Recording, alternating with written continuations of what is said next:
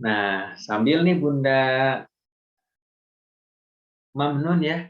Nah, setiap nyuapin anak nanti pakai bismillah. Kalau orang tua zaman dulu pakai sholawat gitu ya. Lagi-lagi nih hari Jumat dengan banyak bersolawat kepada Nabi. Insya Allah berkah jadi anak soleh. Terus juga dari Bunda Diana Mamuju Tengah. Wah, ini jauh sekali ya. Bunda Diana dari Mamuju, mudah-mudahan berkah ya rezekinya. Kalau misalkan rezekinya dipakai buat menuntut ilmu, buat ibadah, buat keseharian, mudah-mudahan menjadikan itu saksi di akhirat kelak, rezeki yang kita keluarkan itu untuk ketaatan kepada Allah. Dan juga ada Assalamualaikum, Waalaikumsalam. Bunda Siti dari Tangerang hadir. Masya Allah ya, dari Tangerang hadir juga nih dari Tangerang.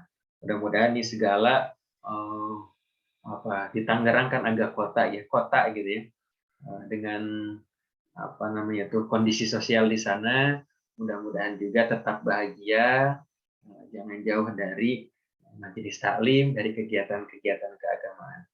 Dan juga Bunda Rahmiati hadir dari Provinsi Kalimantan Tengah, Kecamatan Sebangau, Kuala. Wah, subhanallah ya, bisa tahu nih daerah-daerah yang belum pernah kita temui sebelumnya, salah satu di Kalimantan Tengah, Bunda Rahmiati.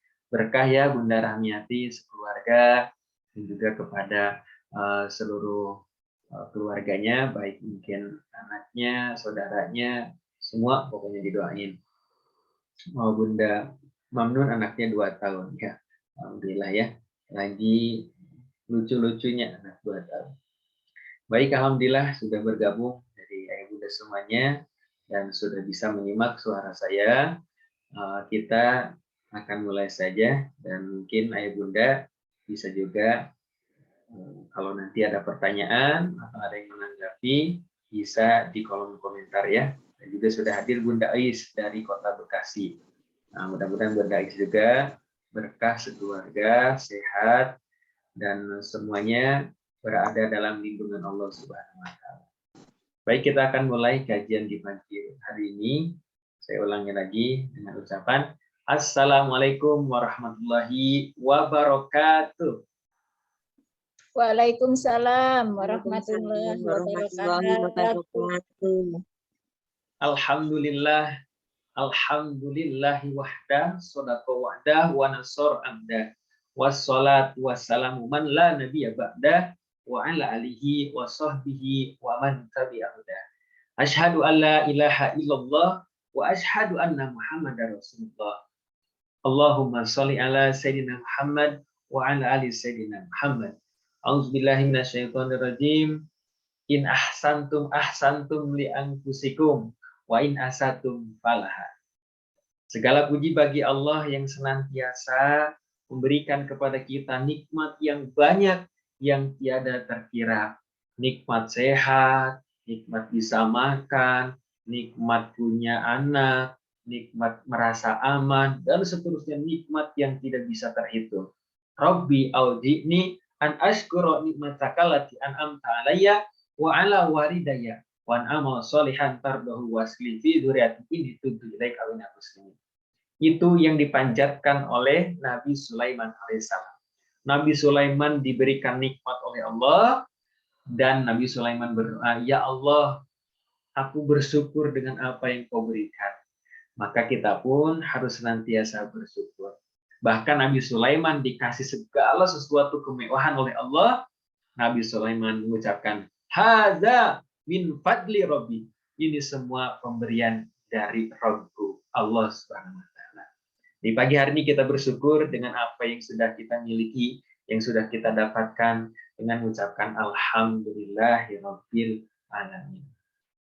Cari alasan untuk senantiasa bersyukur ya Bunda. Kalau misalkan anak ada yang nakal, mungkin ada yang kekurangan sesuatu, kan dalam Al-Quran kan akan diuji.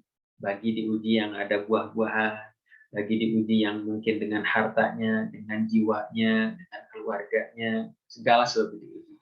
Maka kita cari alasan untuk senantiasa bersyukur kepada Allah. Alhamdulillahirabbil alamin. Karena sulit kalau ternyata kita mencari kelemahannya saja gitu ya. sehingga kita sulit bersyukur. Salawat dan salam kepada Nabi kita sebagai suri teladan umat manusia. Beliaulah Nabi Muhammad sallallahu alaihi wasallam. Ya Nabi, salam alaik. Ya Rasul, salam alaik. Ya Nabi, salam alaik.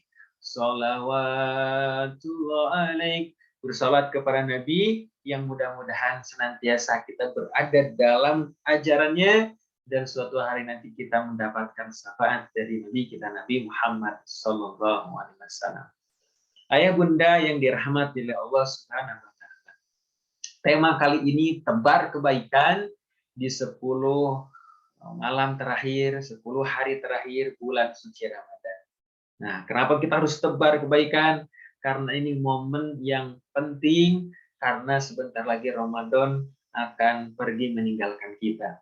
Yang subhanallah ada yang gak kerasa gitu ya, sudah 10 hari lewat, 15 hari, bahkan sekarang hari ke-20 sudah memasuki 10 hari terakhir yang dimana disarankan oleh Nabi untuk mengeratkan ikat pinggang, artinya sudah siap-siap untuk melaksanakan ibadah, sudah siap-siap ada yang beriktikaf, sudah siap-siap yang mujahadah kebaikan-kebaikan, maka 10 hari terakhir ini kita tebar kebaikan dengan apa yang kita bisa.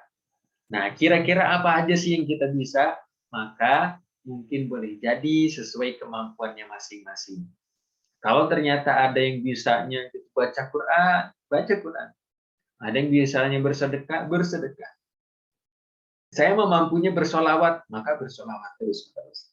Ikuti komunitasnya, biar semangat untuk bersolawat. Nah, kita akan coba share bagaimana sih tebar kebaikan di bulan suci Ramadan. Nah, ternyata ada amalan-amalan yang luar biasa. Bahkan amalan ini sampai diberikan motivasi oleh Rasulullah SAW. Motivasinya adalah ketika melakukan amalan dengan istiqomah, maka salah satunya surga yang akan. Makanya kita harus fastabiqul khairat, harus berlomba dalam kebaikan. Karena ternyata Ramadan ini sudah akan berakhir dan kita belum tentu bagaimana Ramadan yang akan datang. Makanya sekarang harus semangat untuk mempelajari, harus semangat untuk terus berbuat baik, apalagi yang kita di bulan Ramadan ini yang dilipat gandakan. Nah, di sini ada motivasi yang menarik nih untuk berbuat baik dan sesuai dengan kemampuan kita nanti ya. Nah, motivasinya adalah ada 4 hamba Allah yang dirindukan surga. Jadi 4 hamba Allah ini kenapa dirindukan surga? Kalau ditanya gitu ya, ayah bunda kira-kira mau nggak masuk surga? Nah, jawabannya pasti mau lah, masa nggak mau masuk surga? Betul? Mau pasti masuk surga. Kalau ditanya lagi ke anak-anak, nah, mau masuk surga nggak? Mau, pengen masuk surga. Nah, ini karena cita-cita kita semua. Nah, tapi ada manusia yang belum meninggal dunia, tapi sudah dirindukan oleh surga. Mungkin manusianya itu masih ada di dunia, tapi surga sudah merindukan. Nah, kenapa bisa seperti itu? Ah, benar yang benar. Masa surga udah merindukan manusia? Benar. Bahkan ada di keterangan yang lain, ada manusia yang sudah dijamin masuk surga. Salah satunya tentu orang-orang spesial, yaitu para sahabat Nabi, yang Nabi sampaikan ada 10 sahabat yang sudah dijamin masuk surga. Lalu pas ditelusuri kenapa bakal masuk surga? Karena para sahabat yang 10 itu memiliki keistimewaan di hadapan Allah Subhanahu wa taala. Ada Abu Bakar As-Siddiq, ada Umar bin Khattab, ada Utsman bin Affan, ada Ali bin Abi Thalib, ada Abdurrahman bin Auf, dan seterusnya. Para sahabat Nabi yang spesial, sehingga sebelum mereka meninggal pun sudah dijamin masuk surga. Nah, sekarang ini ada hamba-hamba Allah. Mungkin ada zaman sekarang ini yang sudah dirindukan oleh surga. Jadi kalau ayah bunda ketemu dengan orang-orang yang soleh, ketemu dengan orang-orang yang spesial, amal-amalannya, maka disarankan meminta doa, disarankan dekat-dekat dengan dia, supaya apa? Supaya menjadi wasilah kebermanfaatan bagi kita, dan mudah-mudahan wasilah nanti bertemunya di surga. Jadi kalau misalkan bertemu dan berpisah karena Allah, ya mudah-mudahan nanti di akhirat kelak, kalau kita ternyata celaka atau kurang amal, mudah-mudahan kita dicari oleh sahabat kita yang soleh, diberikan syafaat oleh orang-orang yang soleh, yang salah satunya para penghafal Quran, yang mungkin mereka ketika dulu itu mendoakan kita, sehingga kita nggak tahu ini amalan dari siapa. Ini amalan dari saudaramu yang mendoakan. Ini amalanmu yang ditolong oleh orang-orang soleh. Nah, mudah-mudahan makanya dekat-dekat dengan orang-orang yang spesial yang di hadapan Allah Subhanahu wa Ta'ala. Jangan hanya dekat pengen kita, kalau kita kan nalurinya pengen dekat itu dengan siapa? Pengen dekat dengan siapa kira-kira itu? Enggak? Ada yang pengen dekat dengan artis. Ada, saya mah ngefans sama artis gitu ya, disebutin misalkan artisnya. Pasti dia pengen dekat dengan artis itu. Saya mah pengen dekatnya sama orang kaya gitu kan ya, akhirnya dia mungkin cari dekat dengan itu. Tapi kalau disarankan dekatnya itu dengan orang-orang soleh, dengan para ulama, dengan orang-orang yang baik. Nah, jadi kalau kita dekat dengan orang kaya, kita pasti capek karena mungkin boleh jadi kita gak sekaya mereka.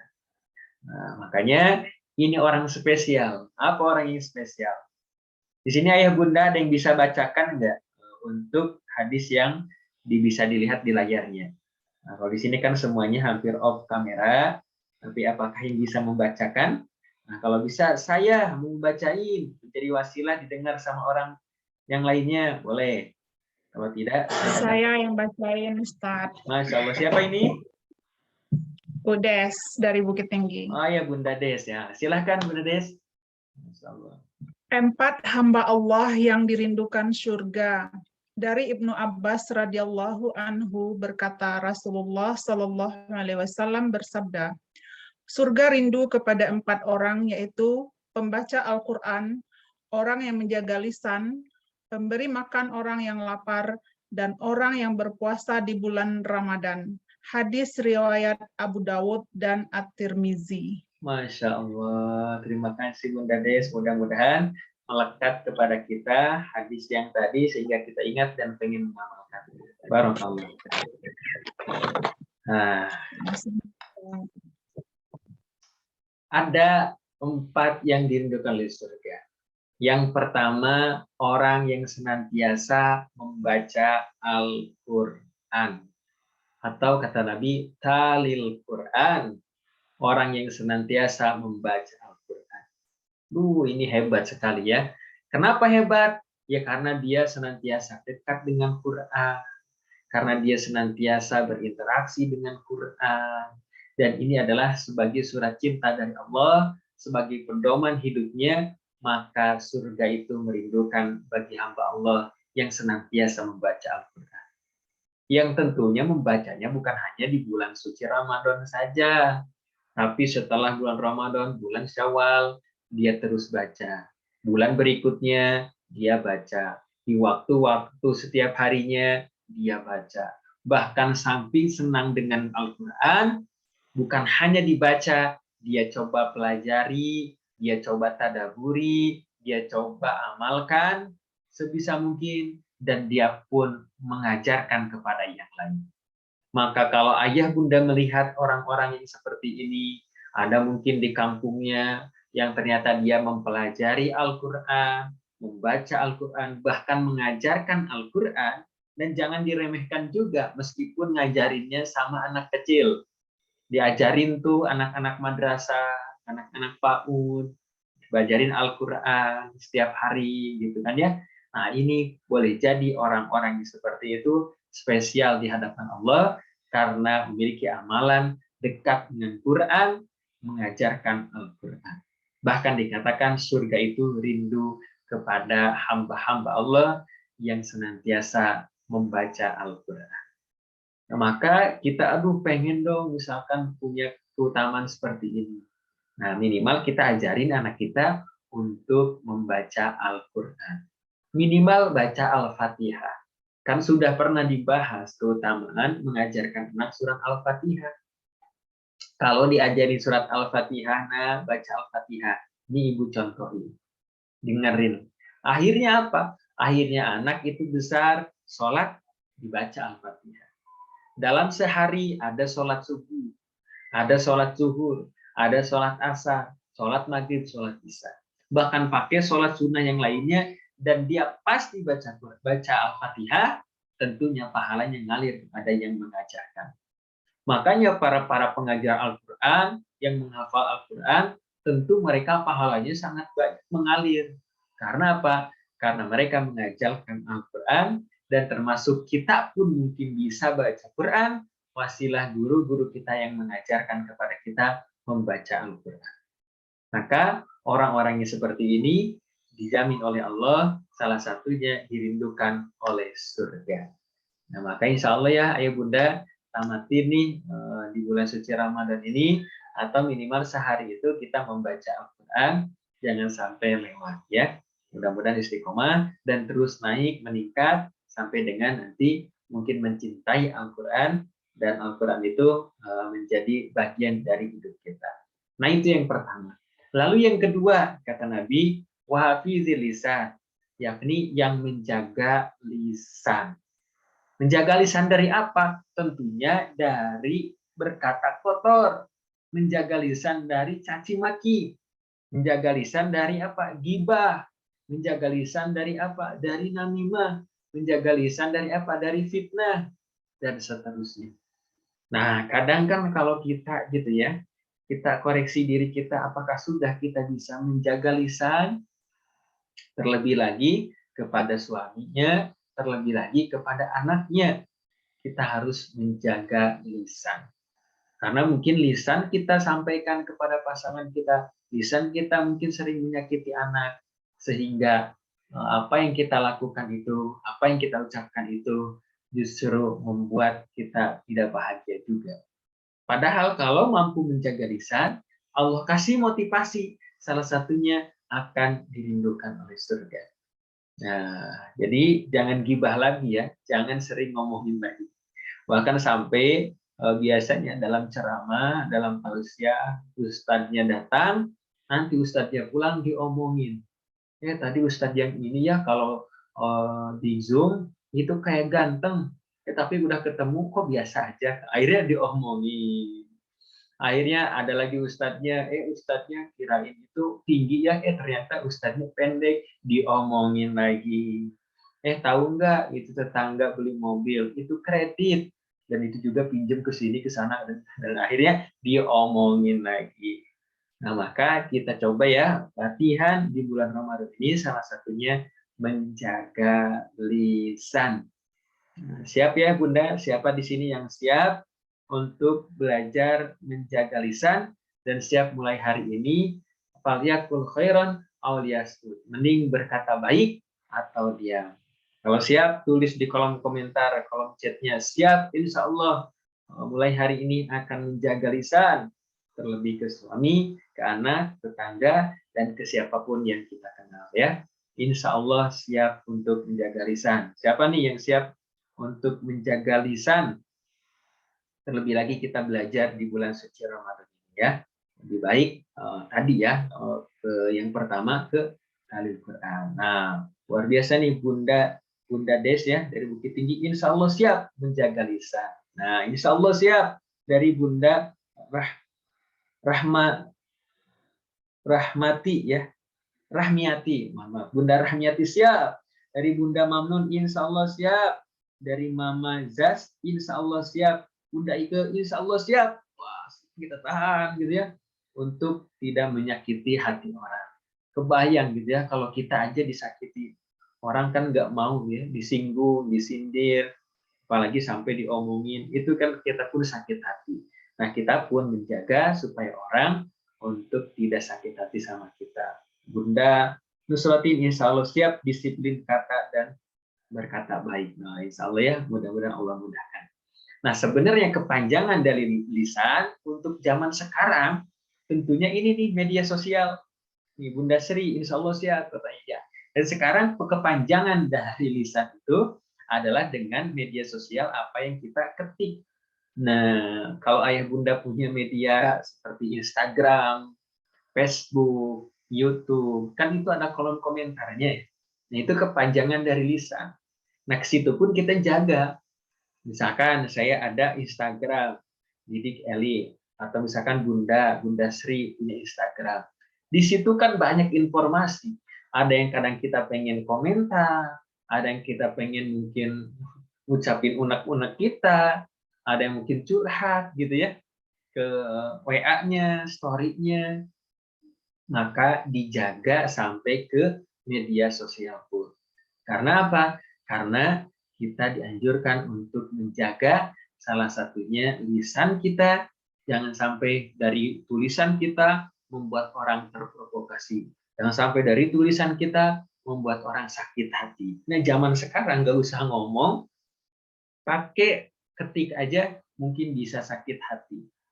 Nah ya, makanya kita pun harus mampu menjaga. Kadang mungkin gitu ya, sakit hati karena emot yang salah, atau mungkin sakit hati karena apa namanya itu bahasa WhatsApp dengan bahasa lisan kadang berbeda.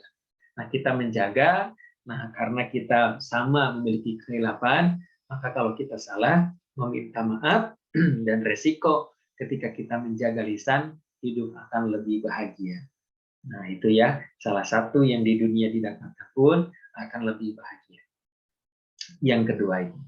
Jadi yang pertama, sering bertilawah, dekat dengan Quran. Aduh, kalau saya dekat dengan Quran, mungkin agak sulit karena saya sibuk bekerja, sibuk menjadi ibu rumah tangga, sibuk ngurus anak. Kadang baca Al-Quran itu nggak sempat. Nah, kalau kita nggak sempat, minimal kita yang kedua, menjaga lisan.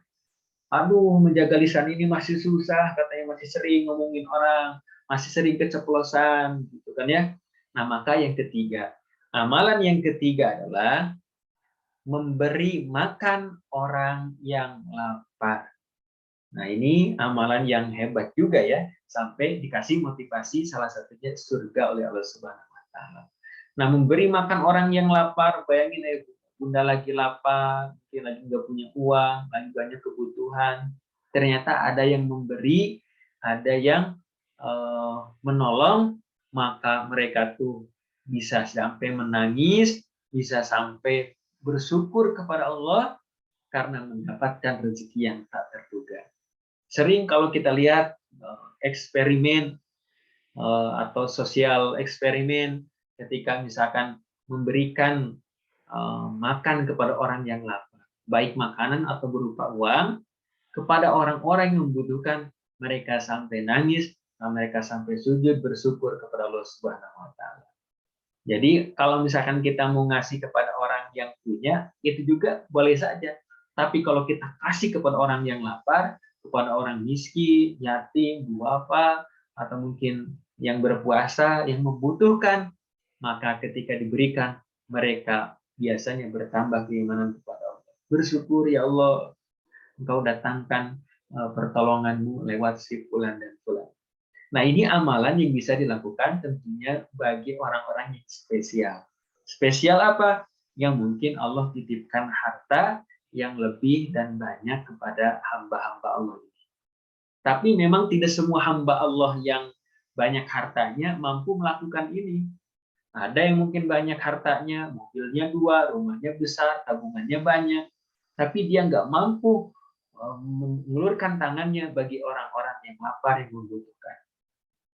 Maka spesial, hebat bagi orang-orang yang memiliki kelebihan harta dan dia belanjakan di jalan Allah. Lebih hebat lagi, dia pun biasa saja, pas-pasan, tapi dia menyisakan untuk sebagian orang yang di luar sana membutuhkan. Oh, ini luar biasa, ya. Makanya kadang-kadang kita buat program itu supaya termotivasi, supaya ada wadah, supaya kita bergerak untuk melakukan kebaikan.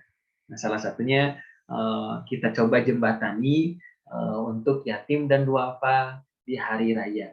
Nah, kemarin kita sudah sampaikan dan alhamdulillah ada ya Bunda yang mau juga berkontribusi di sana. Bersyukur kepada Allah Subhanahu wa taala. Nah, lalu yang keempat apa? Yang keempat, ternyata saya nggak mampu gitu kan ya. Boro-boro untuk ngasih orang, untuk ngasih anak jajan atau sekolah aja masih kurang. Nah, maka yang keempat adalah fi saumi Ramadan, berpuasa di bulan Ramadan. Nah, ini pun menjadikan surga merindukan bagi orang-orang yang berpuasa karena Allah Subhanahu wa taala. Bahkan ada keterangan lain, di bulan Ramadan itu dibukakan pintu-pintu kebaikan, pintu-pintu surga, dan ditutup pintu neraka, dan juga setan-setan itu dibelenggu. Artinya di situ banyak menebar kebaikan. Di situ artinya harus banyak melakukan kebaikan dan menjauhi segala kemaksiatan. Amin ya Allah ya Rabbal. Ayah bunda yang dirahmati Allah Subhanahu wa taala. Mudah-mudahan kita berharap minimal ada satu dari keempat yang tadi disampaikan. Atau kalaupun belum bisa ya Allah, mudah-mudahan minimal menjaga lisan. Karena itu kan nggak perlu modal ya. Kalau misalkan mau ngasih makan orang lapar, kan kitanya mungkin perlu modal. Kalau kita mungkin mau berbagi atau mungkin harus bagi orang kaya. Nah, kalau kita nggak bisa mengeluarkan karena mungkin kita kurang juga, nah maka minimal menjaga lisan. Terlebih lagi kalau sering kita sampaikan dalam mendidik anak ya. Nah, ini dalam perspektif Islam yang Islamic parenting, pengasuhan secara Islami. Nah, jadi bukan hanya berkata sekedar jangan, bukannya sekedar kata-kata positif, tapi Islam mengajarkan bagaimana menjaga lisan itu lebih hebat daripada apa yang disampaikan sebelumnya. Nah, maka di sini kita coba pelajari bagaimana kebaikan-kebaikan yang kita lakukan itu akan kita terima mudah-mudahan di dunia dan juga di akhirat. Maka manusia itu tidak ada yang dirugikan. Kadang-kadang kan kita berpikir gitu ya, wah saya mau berbuat baik, mau tebar segala kebaikan di 10 malam terakhir ini, di bulan Ramadan ini. Nah, ternyata itu justru membuatnya beruntung. Nah, bahkan sekalipun dizolimi, maka itu pun tidak akan dirugikan. Karena manusia itu tidak ada yang dirugikan. Nah, yang ada ketika mungkin boleh jadi kita itu sengsara karena perbuatan kita saja. Pernah ada yang curhat punya hutang 300 juta. Aduh subhanallah, gede-gede amat hutang gitu kan ya. Ini hutang itu kan membuat kadang nggak nyaman, tidur tak nyenyak, makan tak enak.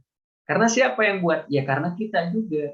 Kita yang buat karena misalkan pinjam, akhirnya hutangnya besar. Dan yang lebih parah, kalau ternyata pinjamnya itu riba, sehingga berbunga bahkan sampai disita rumahnya. Nah, ini akibat siapa? Akibat diri kita. Jadi bukan karena dirugikan, misalkan bukan karena Allah menzalimi saya, tidak. Orang lain merugikan saya, tidak. Itu karena perbuatan kita sendiri. Makanya solusinya adalah bertobat dan kalau selesai jangan mengulangi lagi.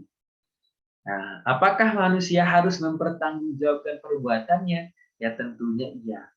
Dipertanggungjawabkan perbuatannya. Termasuk dalam mendidik anak. Harus dipertanggungjawabkan di hadapan Allah Subhanahu wa taala. Subhanallah ya. Juga menjadi seorang istri itu pun harus dipertanggungjawabkan di hadapan Allah Subhanahu wa taala. Nah, ada ternyata dosa yang bisa dirasakan di dunia. Ini kata guru saya, ada dosa yang bisa dirasakan di dunia sebelum nanti di akhirat pun mendapatkannya. Salah satunya adalah dosa seorang istri kepada suaminya. Nah, ini jangan sampai nih seorang para istri melawan kepada suami, tapi harus tetap taat selama suami itu berada dalam ketaatan kepada Allah Subhanahu wa taala. Jadi perbuatan itu akan kembali kepada yang melakukan. Tadi yang disampaikan, in ahsantum ahsantum li anfusikum. Barang siapa yang berbuat baik, maka kebaikan itu untuk dirinya. Wa in ahsantum falaha, dan barang siapa yang berbuat buruk, maka keburukan itu untuk yang melakukannya. Dalam surat Al-Qiyamah ayat 36, apakah manusia mengira bahwa ia akan dibiarkan begitu saja tanpa pertanggungjawaban? Ini sebuah pertanyaan yang ini mengira bahwa nggak dipertanggungjawabin, padahal akan dipertanggungjawabin. Di surat Al-Isra 36, sesungguhnya pendengaran, penglihatan, hati, dan semua itu akan dimintai pertanggungjawaban. Astagfirullahaladzim. Kenapa beristighfar? Karena mungkin kita pernah mendengar sesuatu yang tak seharusnya kita dengar. Kenapa kita istighfar? Karena mungkin pernah melihat yang seharusnya tak kita lihat. Kenapa kita istighfar? Karena mungkin kita pernah berkata dalam hati yang jelek yang seharusnya kita tak melakukan itu. Dan kita memohon ampun kepada Allah Subhanahu wa taala, salah satunya dengan menebar kebaikan supaya dosa-dosa kita menjadi dihapus dan kebaikan itu menjadi berat timbangannya daripada dosa. Maka manusia harus mempertanggungjawabkan perbuatannya. Setuju ya? Makanya dengan apa manusia mempertanggungjawabkan perbuatannya? Nah, dengan apa kira-kira? Nah, ini sebuah pertanyaan tafakur ya. Dengan yang dimilikinya. Nah, kenapa yang dimilikinya? Oh, subhanallah. Kalau misalkan di dunia tadi pinjam uang, kan harus dibayarnya dengan uang. Nah, kalau ternyata biasanya misalkan mecahin kaca, kan bertanggung jawab, saya akan ganti kaca. Nah, di akhirat ternyata bertanggung jawabnya itu biasanya kalau sesama manusia dengan amal perbuatan. Kalau misalkan ada orang yang pernah kita zolimi di masa lalu, ada yang pernah kita sakiti di masa lalu belum tuntas, maka di akhirat dia nagih kepada kita. Dulu kau pernah zolim, dulu kau pernah mengambil barangku, maka aku meminta pertanggungjawaban. Dengan apa? Kata Allah, berikan kebaikan yang kau miliki kepada orang yang pernah kau zolimi. Akhirnya dikasih. Kalau ternyata kebaikan kita udah habis, maka apa ini yang harus bisa dilakukan lagi? Nah, kata Allah, orang yang menzolimi itu timpakan dosa dari orang sebelumnya. Nah, jadi dosa yang dizoliminya diberikan kepada orang yang menzolimi. Jadi makanya tidak ada yang dirugikan. Hari ini Bunda ditipu. Ya nanti kalau ternyata belum selesai di dunia, di akhirat Bunda akan mendapatkan kebaikan kalau Bunda ikhlaskan. Bunda ternyata dizolimi. Kalau ternyata itu belum selesai di dunia, nanti di akhirat orang yang menzolimi itu akan menyesal.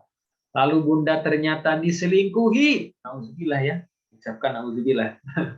Ternyata diselingkuhi. Ternyata kalau ternyata suami itu zalim, maka di akhirat kelak akan dituntut, dimintai pertanggungjawabannya. Dan kalau Bunda bersabar, Bunda akan mendapatkan kebahagiaan dari kesabaran. Atau Bunda diduakan, Bunda dikhianati, akhirnya Bunda bersabar, Bunda mendapatkan kebaikan dari apa yang telah terjadi kepada Bunda. Dan orang yang mengkhianati, yang menzalimi, yang menselingkuhi, yang mengkhianati pun mendapatkan perbuatan yang sesuai dengan apa yang dilakukan. Nah, makanya kita harus berhati-hati lagi. Maka kita tebarkan kebaikan selama kita masih mampu ya. Maka Rasulullah SAW, siapakah orang yang bangkrut? Siapa orang yang bangkrut? Bukan dia katanya yang perusahaannya tidak ada omset lagi, tidak ada penghasilan lagi, dijual asetnya, bukan. Tapi orang yang bangkrut yang tadi disampaikan, bahwa ketika di akhirat kelak ternyata dituntut kebaikannya karena pernah menzalimi orang. Kesimpulannya, kezaliman adalah transfer pahala yang tertunda. Sedangkan kebaikan itu pun taken kontrak di surga. Tidak ada manusia yang dirugikan. Bunda berbuat baik, tebar kebaikan di 10 Ramadan terakhir ini buat Bunda sendiri. Bunda ternyata berbuat buruk di kehidupan ini, di mana saya aja hidup kan hidup saya. Nah, itu pun untuk itu yang melakukannya. Maka kalau kita pilihan di surat Asy-Syams, ada orang yang menempuh jalan ketaatan, ada orang yang menempuh jalan kesesatan, maka kita sebagai orang yang berpikir kita pilih jalan ketaatan, dan hati kita meminta kepada Allah, ya muqallibal qulub, sabit qalbana. Ya Allah yang memiliki hati kami, tetapkan kami dalam agama-Mu. Nah, mudah-mudahan senantiasa yang Bunda yang dirahmati Allah Subhanahu wa taala, kita semua semampu kita terus melakukan kebaikan dan tidak ada yang dirugikan, baik kita berbuat baik ataupun berbuat buruk, maka akan kembali kepada siapa yang melakukannya. Nah, ya Bunda yang dirahmati Allah Subhanahu wa taala, mungkin seperti itu pertemuan kali ini. Jadi kalau kultum kayaknya terlalu pendek. Nah, tapi kalau terlalu lama juga mungkin banyak aktivitas yang akan kita lakukan. Tapi minimal kita bisa bertemu secara rutin untuk senantiasa kita berbagi, sharing setiap minggu yang mudah-mudahan membawa manfaat bagi kita semua. Nah, sebelum kita tutup, mungkin barangkali bagi ayah bunda yang ingin bertanya, menanggapi, atau sharing, insya Allah dipersilakan, baik via voice note, via suara, ataupun mungkin via komentar ya. Nah, dan juga di sini kalau Bunda sudah paham, silahkan tulis di kolom komentar, Alhamdulillah paham. Dan kalau ada yang bisa diambil pelajarannya, coba tulis kira-kira pelajaran apa dari pertemuan yang singkat di pagi hari ini ya. Mudah-mudahan itu pun bisa menjadi motivasi bagi kita. Nah, misalkan kata Bunda ini, oh ya insya Allah, kata Bunda Nusro, insya Allah saya misalkan mendapat motivasi untuk menjaga lisan. Ini di sini juga sudah hadir siapa Bunda Mamnun. Oh insya Allah misalkan saya untuk semangat lagi membaca Al-Qurannya. Misalkan Bunda Debi, insya Allah saya akan berusaha memaksimalkan puasa di bulan Ramadan. Nah silahkan ya Bunda, kira-kira paham nggak ya Bunda apa yang disampaikan tadi ya? Nah, di sini juga alhamdulillah yang kata Bunda Rahmiati, insya Allah paham dan terima kasih ilmunya. Nah, ini juga sebenarnya ilmu yang mungkin boleh jadi pernah disampaikan oleh guru-guru kita sebelumnya, kita ulas lagi, makanya mudah-mudahan menjadi motivasi dan tertanam terus-menerus karena disampaikan. Kalau Bunda ternyata mendapatkan manfaat, nanti sampaikan lagi kepada orang. Nah, salah satunya tadi gitu ya, amalan-amalan yang spesial yang untuk senantiasa menjadikan dirindukan oleh surga. Yang pertama tilawah, yang kedua kita menjaga lisan, yang ketiga kita berdermawan, mengasihi orang-orang yang lapar dan berpuasa di bulan Ramadan. Nah, di sini juga Bunda Dewi insya Allah paham. Oh, alhamdulillah ya. Dan juga Bunda Sri, alhamdulillah barokallah pencerahannya. Alhamdulillah ya. Nah, mungkin karena sebuah kewajiban ya, jadi harus menyampaikan, harus senantiasa ada yang menyuruh kepada kebaikan. Nah kalau saya mungkin hanya sekedar memberikan gambaran saja ya, karena yang Bunda pasti yang menjalaninya banyak juga ilmu yang didapatkan dari yang lainnya. Kata Bunda Nusroh, terus berusaha menjadi manusia lebih baik, lisan dan perbuatan. Insya Allah ya, Bunda yang rahmatullah. Nah alhamdulillah mudah-mudahan senantiasa suatu hari nanti kita bisa ketemu lagi, mungkin minggu depan gitu ya, atau di kelas-kelas yang lainnya. Nah, maka tadi ya, tidak ada yang dirugikan kita berbuat zalim. Nah, yang rugi itu adalah orang yang berbuat zalim. Maka tidak ada manusia yang dirugikan, hanya dapat dipahami oleh orang-orang yang percaya akhirat itu ada. Nah, sebenarnya ini adalah kajian yang agak lumayan perlu tafakur, perlu berpikir, sehingga kita dizolimi, kita dihianati, bahkan kita pun sampai disakiti, kita sudah biasa saja. Biasa aja karena apa? Karena saya tidak akan rugi. Yang rugi itu dia yang menzolimi, yang mengkhianati, yang menyakiti. Karena saya tahu akhirat itu ada, karena saya tahu bahwa hari pembalasan itu ada, suatu saat kebaikan yang saya lakukan pasti dibalas oleh Allah. Dan kejelekan pun yang mereka lakukan akan kena batunya, akan merasakannya. Dan mudah-mudahan siapapun yang berbuat jelek, kita ingatkan, jangan disumpahin. Tapi mudah-mudahan bertobat, mudah-mudahan diampuni oleh Allah. Juga Bunda Desmina, jazakallahu khair. Insya Allah kata Bunda Gita, pernah dizolimi saudara, ternyata bisa menjadi amal untuk diri. Wah, subhanallah ya. Nah, kadang-kadang lebih sakit tuh kadang-kadang bukan oleh orang lain ya, tapi oleh saudara sendiri. Nah, kadang-kadang bahkan sampai orang-orang terdekat. Ya tadi gitu ya, kalau tadi saya contohin ya, sampai pasangan sendiri. Coba nggak sakit gimana orang yang dekat dengan kita, yang senantiasa kita percaya, tapi ternyata menzolimi, mengkhianati. Ada yang sampai istrinya sudah soleha, suaminya jarang sholat, bahkan sampai selingkuh, na'udzubillah. Itu banyak permasalahan-permasalahan itu, ya. Ada juga istrinya soleha, tapi ternyata suaminya senang judi, na'udzubillah, ya. Ada yang sampai dizolimi, harta-harta istrinya dijuali, harta-harta istrinya dipakai judi, kan itu dizolimi. Tapi tetap bersabar, meminta kepada Allah gimana caranya untuk keluar dari permasalahan ini. Insya Allah kalau bersabar akan menjadi pahala yang besar. Ya, kalau ternyata kita sama saudara dizolimi, disakiti, ya mungkin boleh jadi kita nggak terima gitu ya. Kenapa sama saudara sendiri sampai seperti itu, tega gitu kan ya. Nah, tapi ternyata kita bersyukur, ya Allah, syukur ya Allah, ternyata bukan saya yang melakukan kezaliman itu. Tapi saya doakan mudah-mudahan saudara kita itu diberikan hidayah. Ini Bunda nih.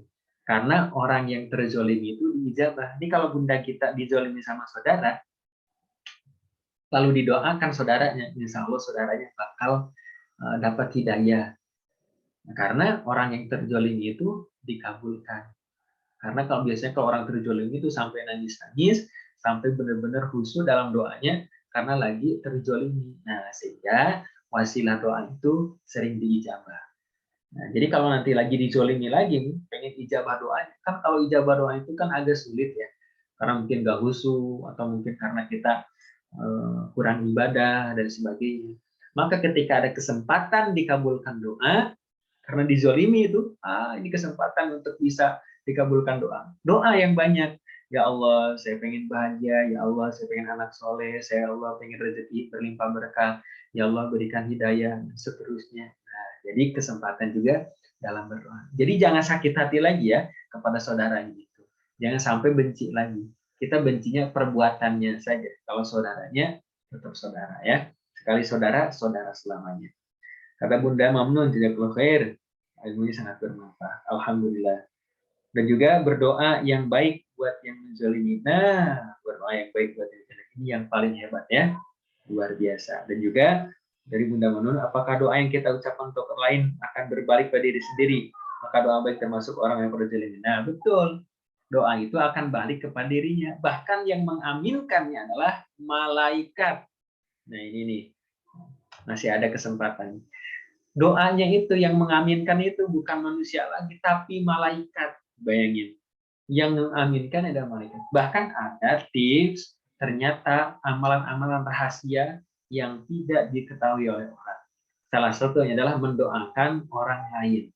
Nah, kalau orang yang pernah menzolimi kita, kita doakan, orang yang kita lihat kita doakan, maka doa yang baik itu akan kembali kepada kita dan diaminkannya oleh malaikat. Lalu kalau kita pun doa buruk kepada orang, ya tetap sama, doa buruk pun akan balik kepada kita, bahkan diaminin juga sama para malaikat tadi. Bayangin kalau misalkan doa, lihat gitu kan ya, ada tukang yang jualan. Lu berdoa, ya Allah, mudah-mudahan orang yang berjualan itu gampang rezekinya. Kata malaikat, amin, kamu juga. Nah kan, hebat ya, kamu juga katanya. Akhirnya dia pergi aja. Kita melihat lagi ternyata ada orang mungkin ya yang keluarganya nggak bahagia, berantem tiap pagi, tiap hari. Akhirnya ya Allah, saya berdoa kepadamu, ini tanpa sepengetahuan orang ya, kita doakan. Mudah-mudahan keluarganya sakinah mawaddah warahmah. Kata malaikat, kamu juga, amin. Itu yang mengaminkannya langsung malaikat. Jadi ternyata spesial, kita berbuat baik sampai rahasia-rahasia pun, itu pun menjadikan kebahagiaan bagi orang yang melakukan. Maka tebar aja kebaikannya. Nah, kalau ternyata kita tadi nggak masuk gitu ya dalam memberikan yang lainnya dengan harta, maka kita bisa berikan dengan salah satunya kebaikan lewat doa-doa yang kita ucapkan. Kita lanjutin lagi. Sesungguhnya orang-orang yang tidak beriman pada kehidupan akhirat, kami sediakan bagi mereka azab yang pedih. Nah, na'udzubillahi min dzalik.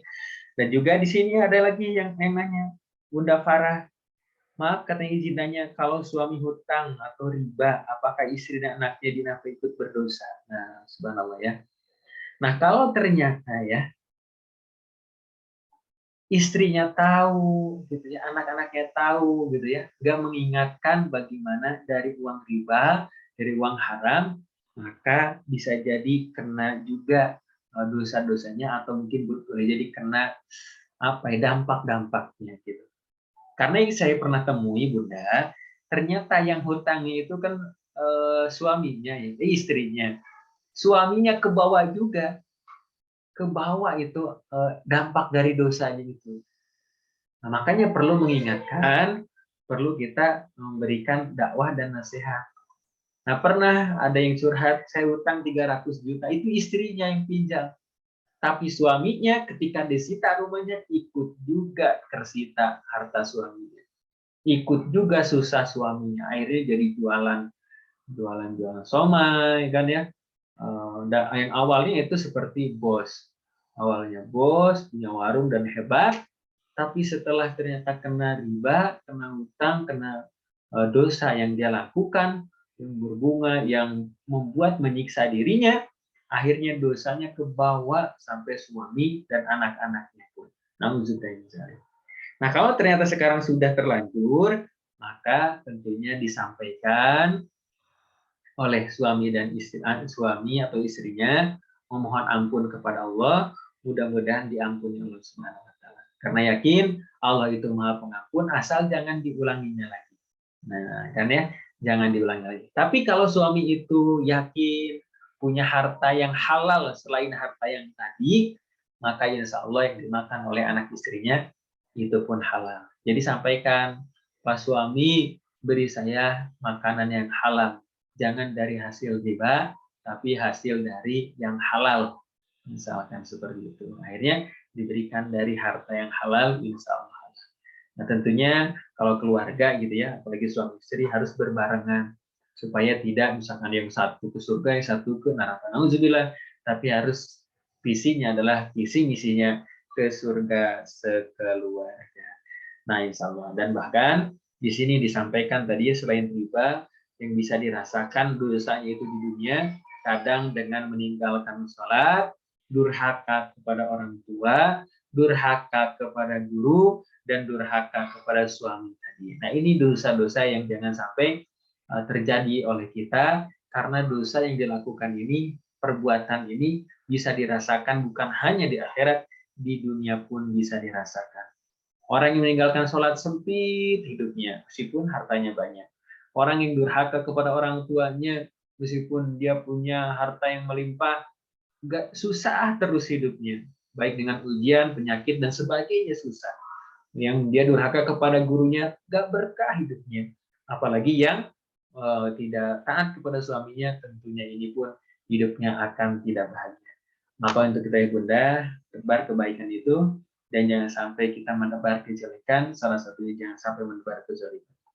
Dan terakhir, nah saya izin melaporkan di sini donatur yang sudah terkumpul ya, ada Bunda Sari, Bunda Aisyah, Bunda Ais, dari hamba Allah, dan Bunda Sunik, Bunda Suzana, Bunda Ratu, Bunda Yuyun, Bunda Rahmiati, Bunda Neng, hamba Allah Siti Januar, dan seterusnya yang akan menyampaikan salah satunya kepada yatim duafa guru ngaji yang dimotori oleh support dakwah. Nah, alhamdulillah yang penting kita semampu kita. Kan misalkan ada saya pengen 3 juta, pengen 5 juta. Ya kalau mampunya silakan. Mampunya 10.000 silakan. Yang penting apa yang kita bisa lakukan, tebar kebaikan. Terima kasih yang Bunda yang dirahmati Allah Subhanahu wa taala atas pertemuan di pagi hari ini. Mudah-mudahan penuh berkah, mudah-mudahan sehat semuanya. Oh, dan ini masih ada pertanyaan ya. Dan kalau kita belum sempat ya, nanti kita via WA saja ya. Jadi kalau Bunda Rahmiati, apa uang riba itu wajib diinfaki? Contohnya kalau pinjam uang di BRI, dan apakah berkah untuk keperluan keluarga, contohnya untuk beli rukuh ya. Apakah uang riba itu wajib diinfaki? Contohnya kalau pinjam uang di BRI. Nah, Nah, nanti pinjamnya misalkan untuk apa ya? Karena sekarang kan ada yang syariah ya, yang syariah seperti itu. Misalkan mau beli apa, jadi pinjaman dengan barang gitu kan ya, dengan rumah, dengan mobil. Nah, itu ada akad di awalnya. Nanti insya Allah mungkin di lain kesempatan ya Bunda Rahmiati, atau bisa WA ke nomor saya yang ada di grup. Mudah-mudahan bisa sharing. Kalau saya bisa mampu jawab, saya jawab. Kalau tidak nanti kita belajar lagi untuk menuntaskan permasalahan yang kita hadapi semua ini. Bismillahirrahmanirrahim. Allahumma sholli ala sayyidina Muhammadin wa ala sayyidina Muhammad. Ya Allah ya Rahman ya Rahim, berkah hidup kami ya Allah. Ampuni kami, sayangi kami. Mudah-mudahan ya Allah Ramadan kali ini menjadikan kebaikan bagi kami, keluarga kami. Menjadikan ya Allah Ramadan kali ini Ramadan yang diterima oleh Rabbana taqabbal minna innaka antas samiul alim. Terimalah ya Allah puasa kami, sholat kami, sedekah kami, perbuatan baik kami, dan juga sambil ampuni ya Allah kedua orang tua kami. Kalau mereka sudah tiada, lapangkan kuburnya ya Allah, angkat derajatnya. Kalau mereka masih ada, sehatkan dan juga berikan kekuatan untuk senantiasa ibadah. Anak kami ya Allah yang 1, 2, 3 dan seterusnya, berikan solehah ya Allah. Berikan mereka rajin ibadah, jauhkan kami dari mara bahaya. Ya Allah berikan kesempatan ya Allah kepada kami, kalau nanti bisa berkumpul saat lebaran, bisa bersilaturahmi, bisa menjalin silaturahmi dengan saudara-saudara kami, orang tua kami, guru-guru kami. Ya Allah ya Rahman ya Rahim, hanya kepadamu kami minta, dan hanya kepadamu kami meminta pertolongan. Rabbana hablana min azwajina wa dzurriyyatina qurrata a'yun waj'alna muttaqina imama. Rabbana atina fid dunya hasanah wa fil akhirati hasanah wa qina adzabannar. Wa sallallahu ala sayyidina Muhammadin walhamdulillahirabbil alamin. Terima kasih ya Bunda yang dirahmati Allah Subhanahu wa taala. Mungkin itu saja yang bisa disampaikan. Mohon maaf jika ada khilaf dan kesalahan, dan juga jika ada manfaatnya mudah-mudahan bisa diamalkan. Subhanakallahumma bihamdika asyhadu an la ilaha illa anta astaghfiruka wa atubu ilaik. Saya Didik Eli Agus Landik. Wassalamualaikum warahmatullahi wabarakatuh. Waalaikumsalam warahmatullahi wabarakatuh. Ya, terima kasih bunda-bunda semuanya. Ya, silakan untuk menjalankan aktivitas, mudah-mudahan berkah dari seminar, Bunda Debi, Bunda Gita, Bunda Ike, Bunda Mamnun, Bunda Rahmiati, Bunda Sari, dan yang lainnya ya, Bunda Sri juga ya. Alhamdulillah. Kita izin untuk end meeting kali ini.